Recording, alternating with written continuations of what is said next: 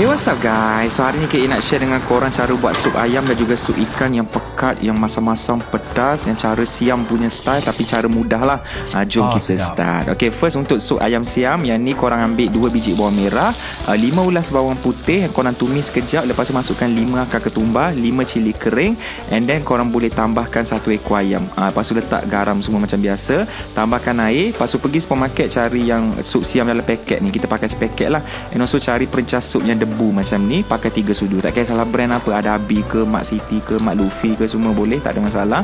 Okay, masak sekejap sampai kita punya ayam tu dah lembut, kuah dah pekat sikit, masukkan 1 biji tomato and then cili padi. Cili padi ni kena lebih sikit baru dia pedas sedap kick. Lepas tu padamkan api, tambahkan 3 sudu sos ikan, and then korang boleh perahkan dalam sebiji 2-5 nipis untuk bagi dia masyam sikit, and then tambahkan daun ketumbar and sedia untuk dihidang. Ini makan nasi putih kan panas-panas, goreng telur dadar, lepas tu bagi dia extra pedas sikit. Memang yang ni memang KA selalu guna resipi ni sebab satu family memang suka makan cara ni. Okay, next kita nak buat yang ikan pula, iaitu sup ikan siam. Dia lebih kurang sama je, cuma kita tukar rempah dia je sikit. Okay, so cara dia sama juga, tumiskan 2 biji bawang merah, 5 ulas bawang putih, and then korang cari yang sup ikan punya rempah yang macam ni. Macam ada kepala ikan kat situ gambar dia, guna yang tu.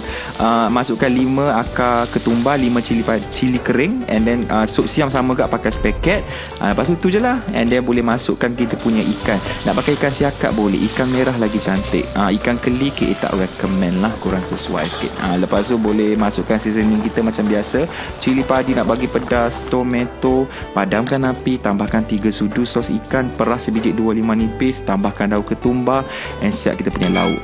So tak payah gaduh, yang minat ayam buat ayam, minat ikan buat ikan. Yang penting korang kena try dua-dua. Ni cara yang memang KA selalu masak kalau family requestkan sup lah, sebab dia lagi pekat and lagi sedap sebenarnya buat macam ni. Okay, selamat mencuba.